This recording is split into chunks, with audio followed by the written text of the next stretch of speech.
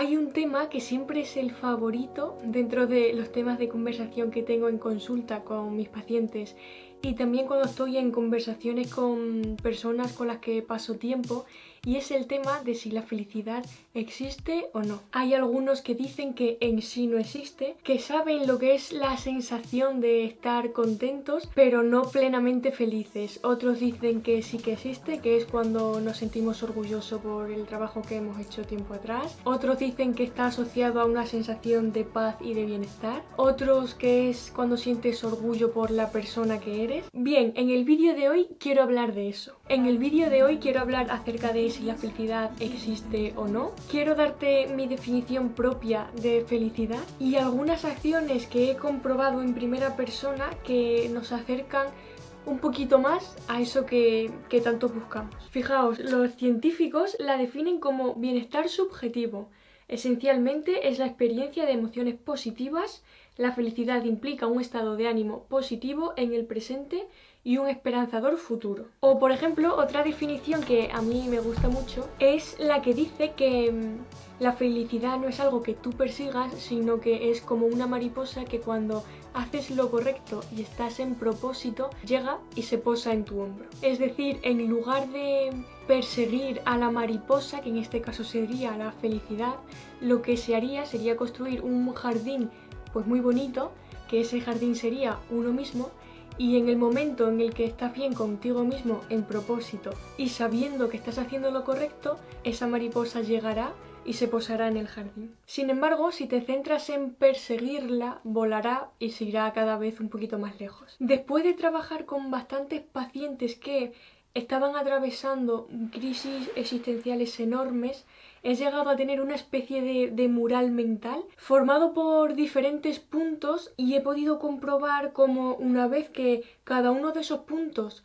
se tocan, la realidad de cada una de esas personas cambió drásticamente. Cada día estaban más contentos, los inconvenientes de la vida les parecían menos inconvenientes, ya casi no se enfadaban, tenían energía para emprender nuevos proyectos y en resumen su discurso interno cambió, por lo tanto también la realidad externa se vio reformada. Vamos a ver cada uno de ellos uno a uno. El primer punto, sin duda alguna, es gestiona tus expectativas. Hay una frase que me encantaría que se te quedara grabada a fuego, que dice: las personas se centran en ser más felices y no en ser felices, y eso es el motivo de su infelicidad. Recuerdo que cuando hice el Camino de Santiago conocí a un chico que ya había hecho anteriormente otro camino, es decir, este camino era su segundo camino, y me dijo que para él no había sido una experiencia bonita. Y a mí la verdad que me chocó mucho porque además compartimos parte de todo el camino y yo vi que su experiencia había sido tan bonita como la mía. Entonces le pregunté que cómo que no, que qué se esperaba. Y me dijo que cuando él había hecho su primer camino había tenido experiencias y sensaciones completamente novedosas e intensas. ¿Qué pasaba aquí? Que como su primer camino había sido una experiencia nueva, había sentido mucha más felicidad que los días anteriores, que los años anteriores en su vida y que en experiencias anteriores. Y sin embargo, ahora por centrar su atención en ser más feliz que en aquella primera experiencia, directamente no había sido feliz.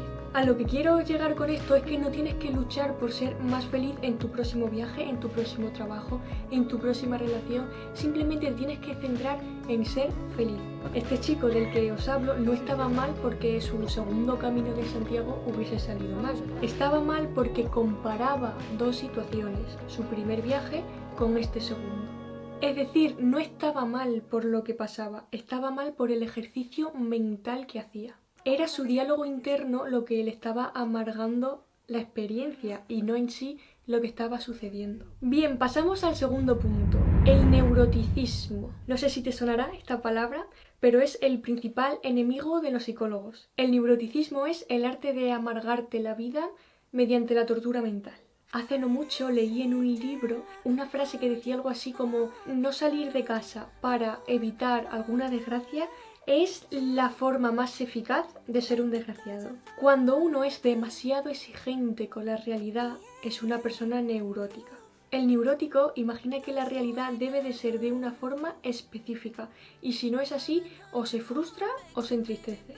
No puede haber tráfico, no puede existir los impuestos, no puede tener ninguna dificultad para encontrar algún sitio para aparcar. Si pierde el avión es la mayor desgracia que le ha podido pasar en su vida. Si el coche le da algún problema, su vida estalla, todo es fuego y aparecen dinosaurios. Las exigencias sobre uno mismo, sobre los demás y sobre el mundo que nos rodea es la base de la vulnerabilidad emocional y por lo tanto es la piedra angular del neuroticismo. Os voy a sacar por aquí una pizarra porque yo soy tu profesora de psicología práctica. Mira, hay una cosa que se llama la línea de la evaluación de las cosas de la vida.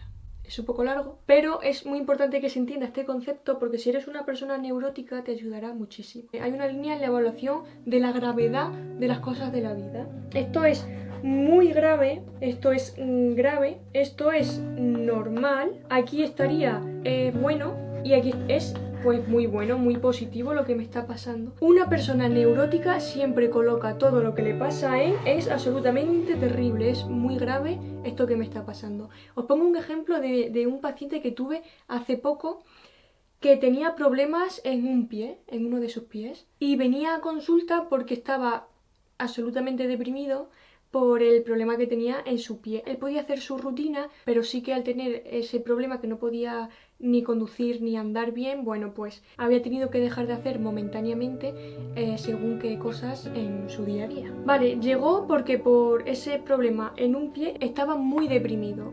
En el momento que le hago la línea de la vida y le pregunto, ¿en qué lugar sitúas ese problema? Sabía yo que me lo iba a situar aquí, en el extremo, vale. Entonces le pregunté, ¿y si en vez de ese problema tuvieses cáncer? ¿Dónde situarías el problema que tienes ahora? Y lo sitúo aquí. Digo, vale, ¿y si tuvieses cáncer y además tu hijo acabase de morir? ¿Dónde situarías ese problema? Y ya le situó en una escala de un problema normal. Por lo tanto, debes aprender a evaluar lo que te sucede con criterios objetivos y con una sana comparación. Una pregunta que también hago a las personas neuróticas es hasta qué punto el problema que a día de hoy tienes impide que hagas cosas que te hagan feliz. Por ejemplo, en el caso de este paciente, le gustaba mucho hacer las manualidades, su trabajo era utilizando sus manos, por lo tanto, el problema que tenía no le impedía ni hacer su hobby, ni tampoco dejar de hacer su trabajo. Reubica cada problema que tú tengas en tu día a día en la escala de la evaluación de las cosas de tu vida y deja de sufrir por problemas que no tienes. El tercer punto es la necesititis. La necesititis la nombra mucho un psicólogo que a mí me gusta un montón sus libros, que es Rafael Sant Andreu. Por si os interesa leer alguno de sus libros, a mí me encantan. Y nos cuenta la diferencia entre un deseo y una necesidad inventada. Un deseo es algo que nos gustaría ver cumplido, pero que si no se cumple, pues no pasa nada. En cambio, una necesidad es algo sin lo que realmente no puedo funcionar.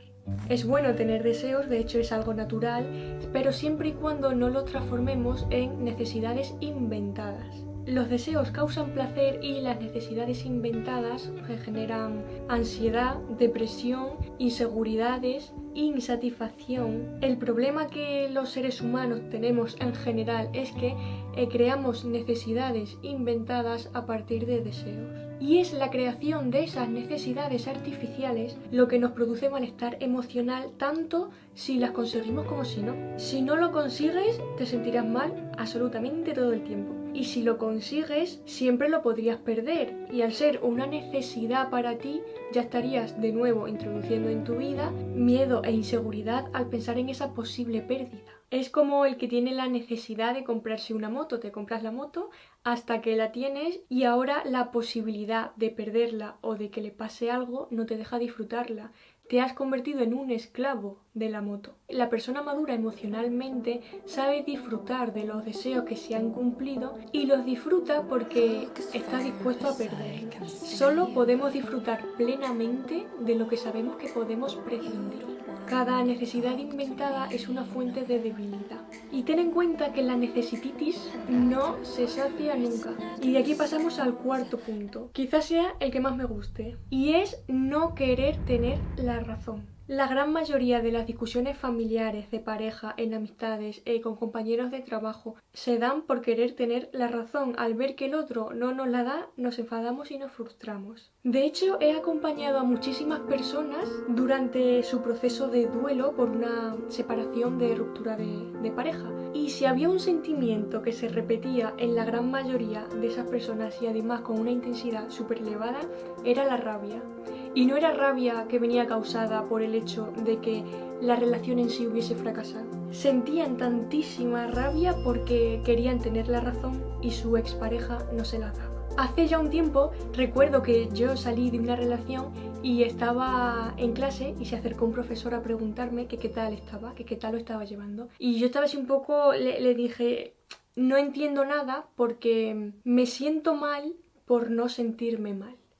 No considero que esté pasando por ningún duelo, simplemente estoy bien. No entiendo por qué no se da un proceso que es natural que se dé al haber una ruptura. Y él me contestó algo que se me quedó grabado a fuego y que además agradecí mucho porque comprendí lo que estaba pasando, y cuando de salud mental se trata, siempre digo que comprender es aliviar. Este profesor me dijo, no es que no estés pasando por ninguna fase del duelo, es que no quieres tener la razón respecto a los motivos que han causado la ruptura, respecto a lo que se pudo hacer mejor, a lo que hiciste mal.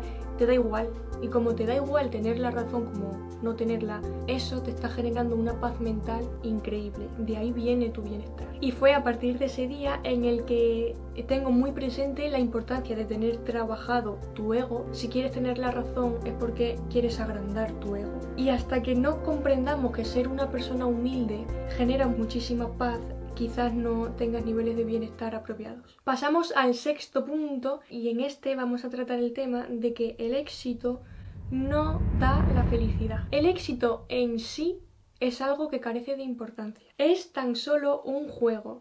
Y en el momento en el que lo entiendas así, empezarás a estar lo suficientemente cuerdo como para tener un sistema de valores razonable. Tendrás proyectos hermosos y no locuras depredadoras, y paradójicamente tendrás más probabilidad de tener éxito. Vi una frase que subió una amiga mía, mi amiga Alba, que desde aquí le mando un abrazo muy fuerte, que decía algo así como: el que no tiene prisa por llegar es el que acaba llegando y el que disfruta del camino. Recuerda que eso por lo que estás luchando ahora mismo no es más que un juego divertido. Cuando yo me estreso, pues porque tengo que grabar, porque tengo que hacer un guión y ahora tengo que editar, y ahora pienso, no, es que no tengo que hacer nada, es que quiero hacerlo. Es un juego divertido. Y en mi caso, el verlo así, por ejemplo, el tema este de mi emprendimiento, sí que me ha ayudado a volver un poquito a estabilizar la salud mental y a no hacer pues eso, esas locuras que al final acaba temblándote el párpado y todo. En caso de que consigas la meta a la que quieres llegar, pues estupendo, lo disfrutarás. Y en caso de que no lo consigas, habrá merecido la pena simplemente por lo bien que te lo habrás pasado durante el proceso. Pero ahora dirás, Marta, ¿y si el éxito no da la felicidad? ¿Qué es lo que da la felicidad? Pues el amor. La meta más elevada del ser humano es el amor.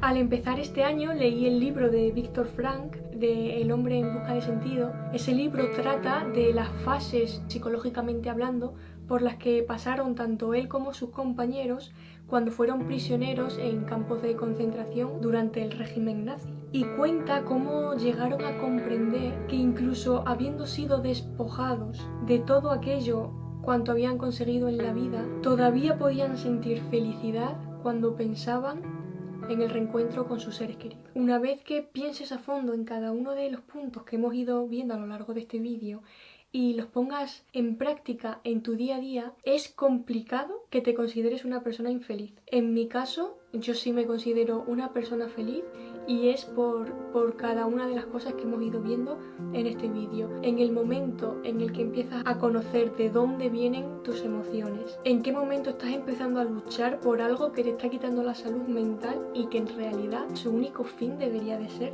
disfrutar. Estoy segura de que si tratas uno a uno cada punto de todo lo que hemos visto a lo largo de este vídeo, vas a ser una persona que te vas a considerar con bienestar, con paz mental. Dime qué te ha parecido el vídeo en comentarios, cuéntame qué transformaciones ha producido en ti.